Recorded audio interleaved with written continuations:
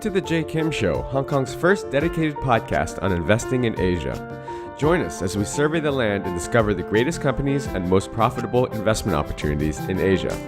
If this is your first time listening, thank you for stopping by. This podcast is produced every week with the goal of providing actionable insights to you, the listener, with every single episode. And now, on to the show. This week's guest is Kevin McSpadden, who is the Southeast Asia editor for E27.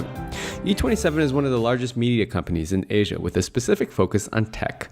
Kevin is very much involved in the grand vision and strategic planning of the company, but not only that, he also rolls up his sleeves and gets deeply involved with the day-to-day. We talk about a lot of interesting things today, including what the startup scene is like in Singapore versus Hong Kong, what the future of media is as he sees it, and his brand new initiative that was just launched this week at E27 called the E27 Podcast Network. All right, let's get on to the show.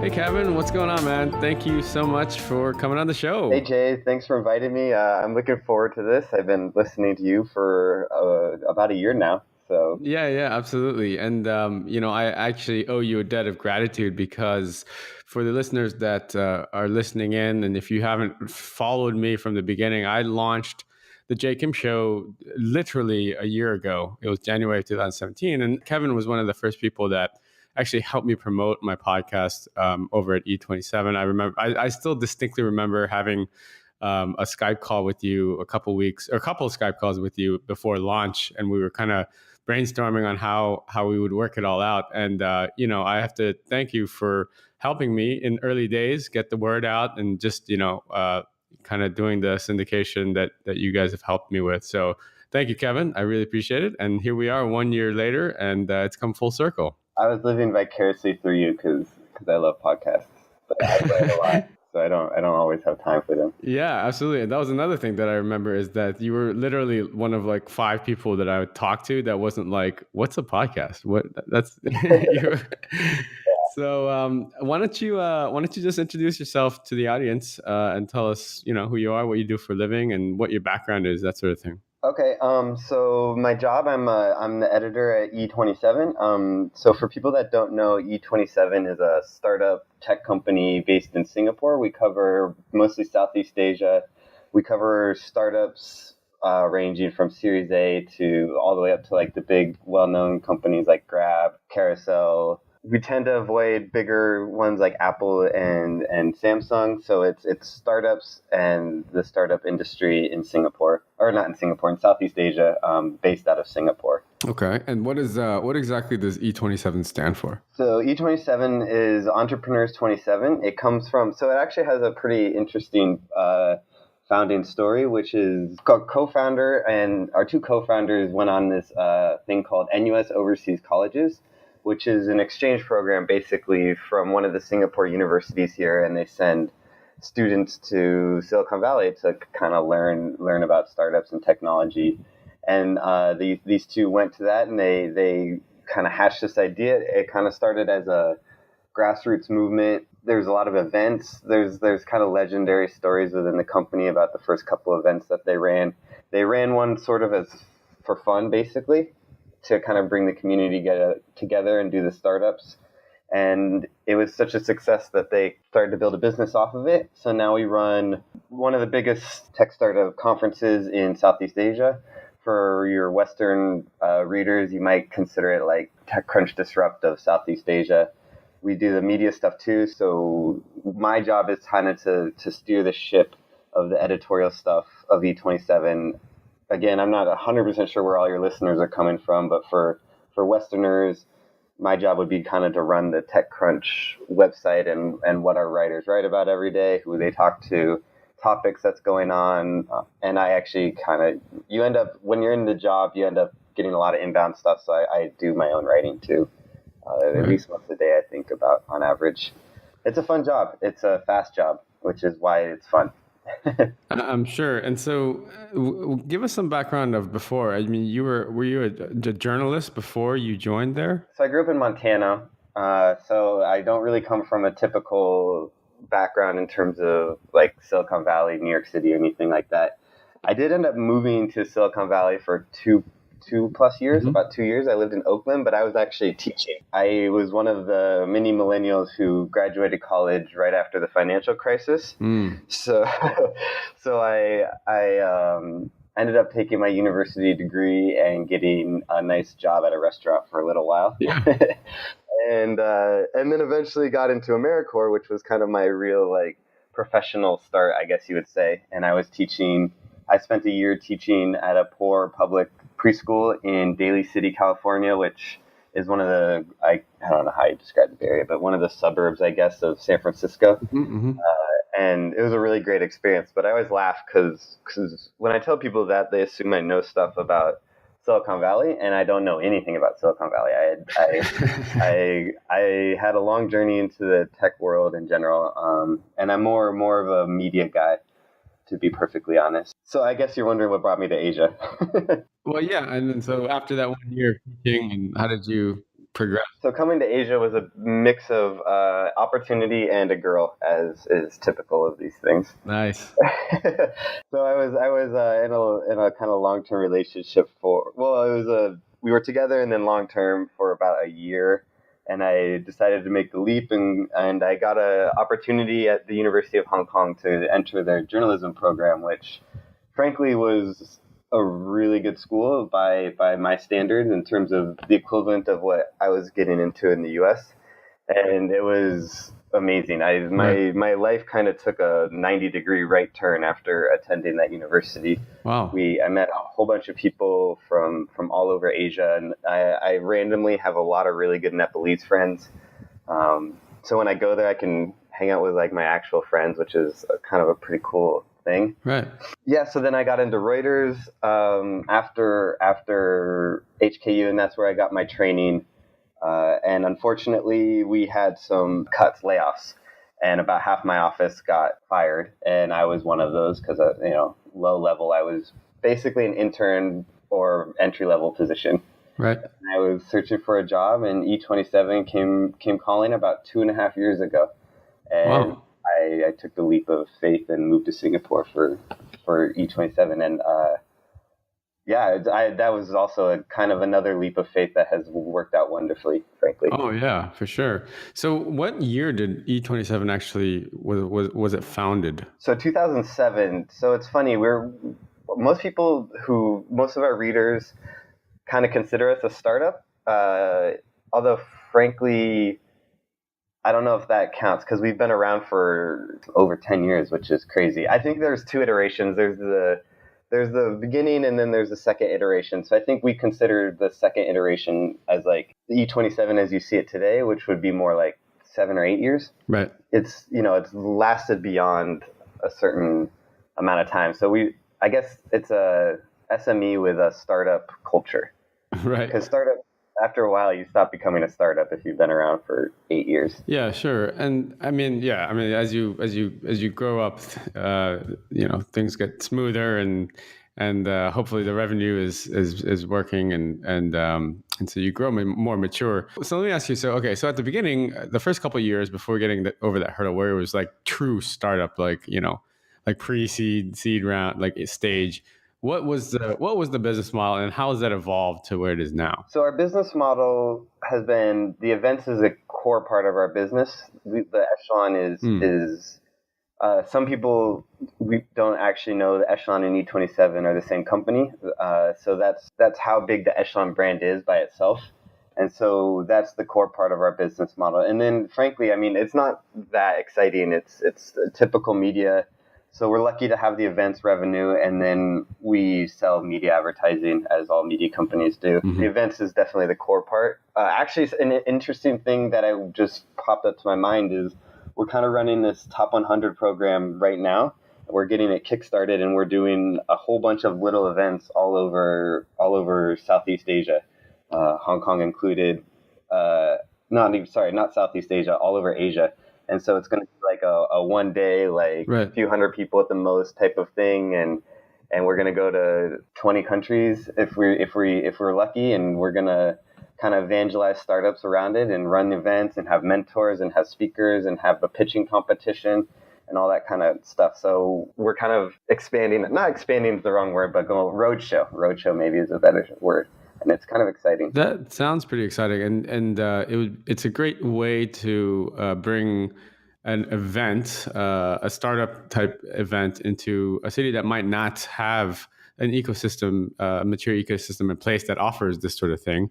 And so you're bringing like a more mature brand in that knows how to run this sort of thing, and people get exposure, and investors can come see the startups. And so I think it's a win-win all around. And would that be run under the Echelon brand or just a separate product altogether? We're calling it Top 100, Echelon Top 100. Oh, okay.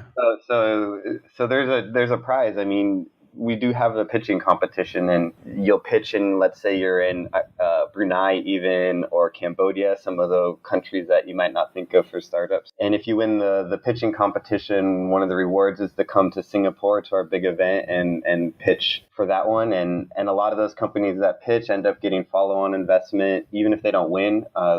That's the open secret about most demo days and pitching competitions. Is winning is nice because there's usually a bit of a cash prize, but right. It's just about pitching in front of the investors. And frankly, if you get fifth, you might have some guy come up to you and be like, "Hey, I really liked your pitch. I really like your business model. This seems interesting. Let's talk." And it can lead to, so for our companies, it would lead to maybe like a seed or a Series A investment, depending on how far along they are. Yeah, totally. I mean, I think that that's absolutely right. I mean, it's just marketing, right? It's marketing your idea in front of a huge, big stage, large audience, and that can only help if you're working at a startup. So, so we were talking a little bit briefly before I hit the record button about news aggregators versus just straight up media companies, and you made the distinction that E27 is not an aggregator because you guys actually produce mostly original content. Is that right? Yeah. So news aggregators are common, and they're actually one of the common ways even young journalists start out. And if they can do it for a little while, they can meet people and make connections, and hopefully don't start making bad habits. I actually kind of worked as an aggregator for a pretty big media company when I had a little internship, and it's boring, but you get your name out there. But basically what aggregators do is they troll around other media companies, and they find the popular news. They might use social media to see what's trending, or they might like try to pull out headlines from local news stations that they think can, the headline will get sexy and it'll blow up and they'll get traffic. Right. They always kind of, so you'll see according to the New York Times kind of sneakily thrown in there, and then the quote will be according to the article, and then later on, if they're feeling guilty, they'll write as said in the New York Times. So they're basically reading the article and then rewriting it, and we don't do that. We get our leads from press releases, interviews, talking to people, and then we like to do features and interview stuff too. So sometimes we have to sacrifice hard news just to for bandwidth reasons, so we can write our features and interviews. Sure. And I think that's how us and our competitors operate. Yeah. So speaking of which, one of your largest other competitors that people probably are aware of is Tech in Asia. Do you guys share similar business models on like sort of the event side as being the core, and then and sort of the media side as the other part of it? Yes, we measure ourselves up against each other pretty our revenue models are quite similar. Yeah, they just recently raised a big round, people saw in the news. So yeah, I mean, I look at Tech in Asia every day. I probably contribute a decent amount of their traffic, and I bet you they contribute a decent amount to our traffic. Sure. Frankly, I don't know that much about Tech in Asia. I'm the last person Tech in Asia would ever tell about themselves. That's pretty interesting. I know them as a competitor on the outside, but they're not telling me any secret. Yeah, absolutely. Okay, let's switch gears a little bit. I want to talk about Singapore and the startup scene there, because I think that it's up and coming, or actually it's been around for a while, and it's always been successful. And there are a number of hot startups there now. Some of them that I've tried to profile on my podcast or written about before. Give us just a quick broad overview of so you're on the ground there and you're in this space. So what's the startup scene like there? How does it sort of compare to perhaps Hong Kong, where you also used to live? There's always this sort of measuring contest between the two. Which place is better? Which place has more support? And which place, should you launch your startup in? So maybe you could talk about that for a bit. So to compare Singapore to Hong Kong, it's actually not really that close, at least from my perspective. Singapore is quite a bit ahead of Hong Kong from the startup scene. The startup scene here is, if not a giant percentage of the actual economy in Singapore, it is at least a massive percentage of the government, public policy, the culture, and just where where the country is heading over the next 10 to 15 years. Right. I think Hong Kong is there, but Hong Kong doesn't have the support. A lot of that isn't really a feature or a bug. Hong Kong is defined by being one of the most capitalist countries or cities in the whole world. And Singapore is defined by pretty heavy-handed, if you would say, government relationship with its people. And so naturally, they've developed a bit differently. So how Singapore developed, which is an interesting test case in how to build something, is 7 years ago or so now, maybe 5. The government just decided to throw money at the problem, as one does, and they made it fairly easy to get funding, to get grants, and people kind of criticized them for saying, "Look, you're funding these terrible companies," but in hindsight. And they probably knew it at the time, but now they're willing to admit it publicly. They said, yeah, we know we're funding these pretty bad companies, but we're also funding the 1 to 4 to 5 companies that really take off and help grow this thing. And then Singapore's always been good at attracting people to reincorporate in Singapore. So that's also what a lot of companies do is so the famous test case, to get an example of that, is Grab, which is now a global ride-sharing company that competes with Uber fairly directly. And technically, they're a Malaysian company called Grab Taxi. They were My Taxi first. Sorry, My Taxi. And they grew up in Malaysia, but by the time they started to really become a global player, they reincorporated the entire thing into Singapore. So now they are a Singaporean company. Yep. And those kind of things help support Singapore as a startup scene. So that was about 5 years ago, and then so now 5 years later, I kind of was using the metaphor. If people of your listeners are familiar with startup terms, we've kind of already gone through the seed round, and now we're trying to raise our Series A, and we're trying to take the next step into a growth market. Whereas I still think Hong Kong is on the seed stage. Hong Kong's coming up though, and Hong Kong every now and then flexes its billionaires muscles and financial muscles, and all the biggest rounds last year came out of Hong Kong, which isn't that surprising considering it's close to China and it has the billionaire class. I don't know. I don't live there. If I lived there, maybe I'd have a better idea. But my biases from living there a couple years ago was that I think there's probably if you raise money in Hong Kong, you raise a lot of money, but I think a lot of the smaller people are still struggling. I think real estate, I think that's the biggest problem in Hong Kong. 100%. I'm going to be blunt about it. Yeah, I mean, you hit the nail on the head there. It's like two separate ways to get to the end point. If you're kind of just a seed stage and you just want to come in and get your thing up and running, then Hong Kong is definitely not the best place to do it. I mean, the cost of living here is just ridiculous, and it's like impossible to open a bank account, and government provides very little support, this sort of thing. They're trying, I mean, it's a very intentional sort of healthy competition they have with Singapore. I mean, they look over at Singapore. Sorry, I don't mean to look down, but I mean, I was thinking geographically. You look down towards the equator, and Singapore's, doing a pretty good job of attracting talent, like you said. Because they are kind of throwing money at the problem, or it is easier. And so it's just a numbers game there. Yep. And I think eventually, the best companies weed out, whether they're here or there, the best business models will survive. And, hopefully I'm excited to see how it all plays out, because there are, a couple unicorns in the making here as well that will certainly put Hong Kong on the map, just as the very same way that Grab did with Singapore. So another sort of question, I guess, that I wanted to ask you was, and this is sort of again, I'm going to switch gears again on you here, but being someone in media, and I mean, I'm kind of half in media. I'm a hybrid because I do a podcast and I kind of blog and this sort of thing. But I mean, with with the way that the internet has sort of brought down the barriers and has democratized access to information, you're seeing these things like Facebook recently. They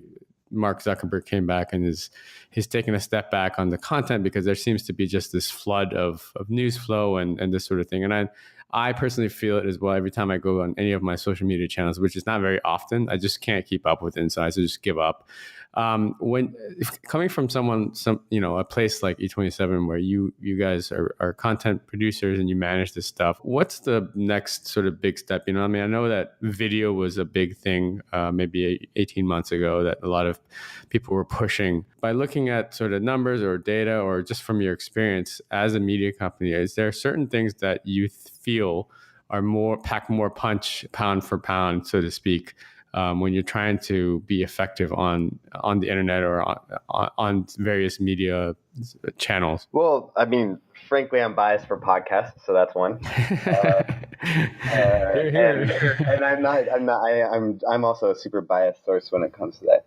No, but I think the video point is good. The problem with video is while it's useful, it takes so much money and resources to create a decent video stream and video community that it can cost so much money, and the returns just aren't there for a lot of companies. Yeah, we went through this thing of content marketing, like just articles, and then now it's gone to different formats: audio, video. I think the most interesting thing that I've seen, not just at E27 but other media, is, and maybe I'm naive. I might be naive, but I think just hard news, I think, is actually kind of coming back up again.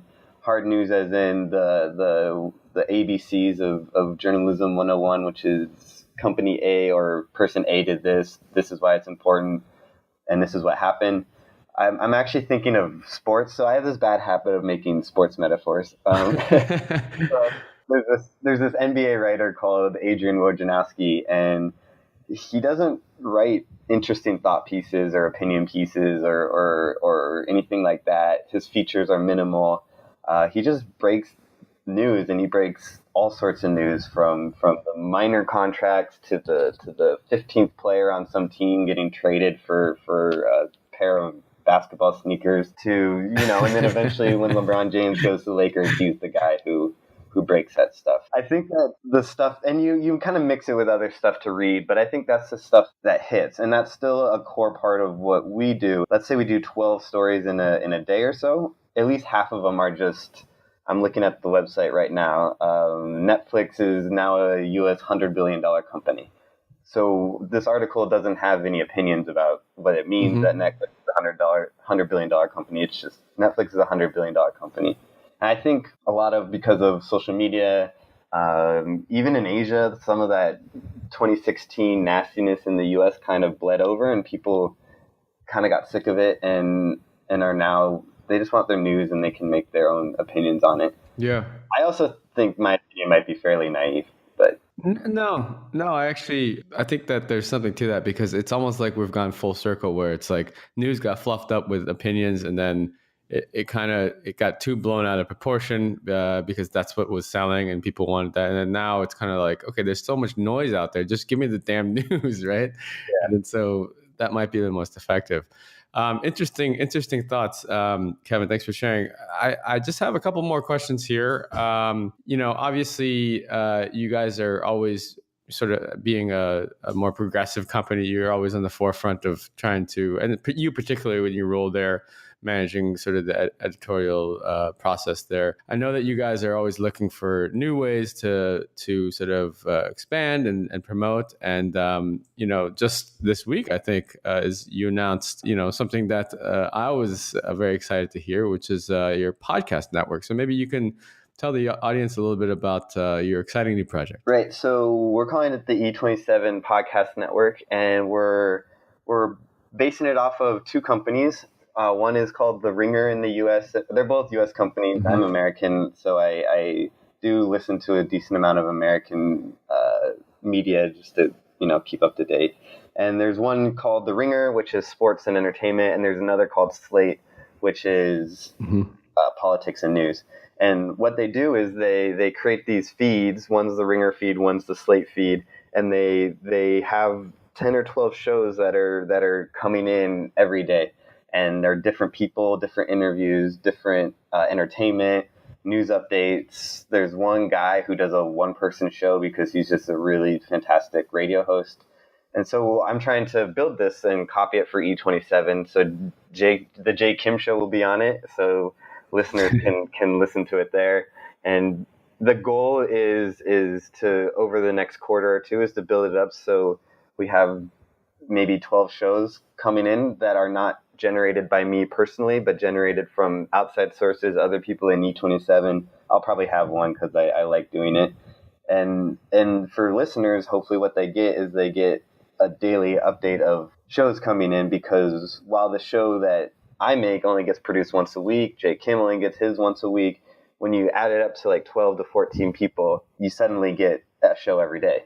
And that's the model that I'm trying to build here. And the general themes will be tech entrepreneurship in Asia, but I'm also willing to be loose and experiment and talk to startup. I talked to a startup founder today because I bumped into him, and he's doing a webinar, and we're thinking, hey, let's see if that works. Right. And kind of the cool thing about podcasts is it's in the Wild West phase, so a lot of stuff, there's no rules yet, and it's not like ethics. I mean, there's no rules in terms of form, and you can hear where you think podcast is going, and then suddenly a show like S-Town, which dropped last year, gets out and it breaks the entire form and it explodes and it becomes a national phenomenon and kind of changes how people view podcasts. And that's the exciting part. So maybe a webinar does work. Maybe we can start transforming YouTube videos and see if that translates to audio. It probably won't. It might not, but you don't know until you try. And so that I'm kind of excited to get that going and grow the network. And it'll have an Asian tilt. It'll have a tech tilt. But if you're an entrepreneur not in the tech field, well, I'm open to listening and all that kind of stuff. I think it's a great idea, man. I think that, and I'm not just saying that because I'm on your network. I think that if you could have, I mean, look, I listen to a handful of different podcasts, and sometimes I get burnt out with just listening to Tim Ferriss every single day so I want a variety, but I also don't want to have to go into Stitcher and just keep searching for the different ones that I look, and sometimes I forget. So if I could have one that is kind of central to the themes that I like, I think that's a great idea. And you're absolutely right. It's very nascent right now, podcasting, particularly in Asia. And I think that it's just going to explode. I mean, I think over the next decade, we're just going to see it massively take over. So we are still early adopters, and I'm very happy that you're getting involved. Give us two or three of your personal podcast recommendations, just for the listeners out there. I'm always curious. Oh yeah, I mean, so one of my idols is Sam Sanders, and he's an NPR guy. So I tend to listen to some of the NPR stuff, which can be a bit dry, but I love how they approach politics and news. So Bill Simmons is fantastic. So you have to like sports, you have to like American sports, but he's my favorite. I decided I had a love-hate relationship, and I decided that I love him, and because I listen every week, and I was suddenly realizing I was listening every week. And he's an interesting one because before his podcast, it was all just the sports guy, right? Like on ESPN or whatever. So it's like you kind of. Sorry if I can jump in really quick. The interesting thing about The Ringer, which I brought up, is actually his podcast network that he built with the Bill Simmons brand was. He created a news site based on the podcast, which is basically, I don't think anyone's really ever done that before, and it's the reverse of what you would expect. So it's the reverse of what we're doing because the E27 has been around for so long. So we have the E27 brand, and then I build the podcast off of the E27 brand. He actually built the podcast first and then built his own news website based on the podcast, which wow, it worked that's too. Interesting. Yeah. I did not know that. Yeah. That's fascinating. Well, I guess if you're good enough, you could do it whichever way you want to. It's funny because they're all so personal. It gives you an insight into what I like. So the starters are amazing for NBA, and there's one called The Watch, which is good for pop culture. I think The Watch is probably the one I'd recommend for a broader audience. They cover television, American television, and Hollywood movies. So if you watch movies and you watch Netflix, they're really Awesome. I'll have to check that out myself. And for news junkies, the Daily from the New York Times is very good, although sometimes kind of depressing. News can go both ways. Dude, thanks so much, man. It's been such a pleasure having you on, and really cool hearing about what you're working on there, E27, and obviously the podcast network is exciting. What's the best place that people can find you, follow you, learn a little bit more about what you're doing there? So you can follow us on for the podcast, it's all the iTunes, Stitcher, TuneIn, Overcast, all that stuff. Visit e27.co for our news that's right there on the front page. And if you click the Echelon tab, which is fairly obvious, you can get into the conferences. We have our top 100 right there. And then if you're interested in our Asia Summit, it's all pretty easy to navigate. And personally, I think for social media, I'm the most honest, I guess, on Twitter. That's where, if you're interested in who I am as a person, I tend to tweet more openly than Facebook or LinkedIn. Cool. Awesome, man. Well, thanks again, and best of luck on the podcast network, man. I'm looking forward to seeing how that goes. Yeah, thanks. We appreciate everything you do for the entrepreneurs in Asia. It helps a lot. You might not notice, but it helps build up an ecosystem, and startups is not easy, so it helps when we have people participating. Absolutely, man. I love doing it as well. All right, man. Take care. We'll talk soon. All right, thanks. All right, bye.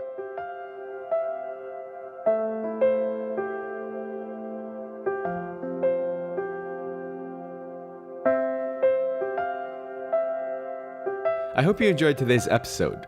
All the show notes and links can be found over at jkimshow.com. Come back often and make sure you subscribe, rate, and review. Don't forget to join us next week for another exciting episode of The J. Kim Show. I'd love to hear your comments. You can find me on Twitter at jkimmer, JAYKIMMER. See you guys next week.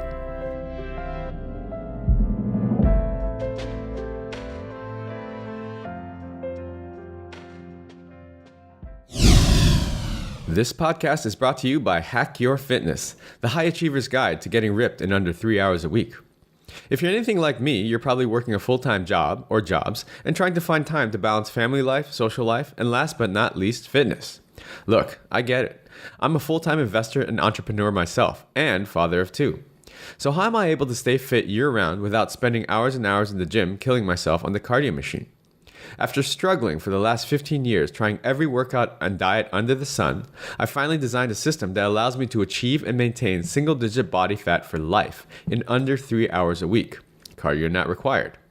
Head on over to hackyour.fitness and download my free 13-page guide that teaches you the simple science behind efficient fitness and smart nutrition and gives you everything you need to know to finally take control of your life. That's hackyour.fitness.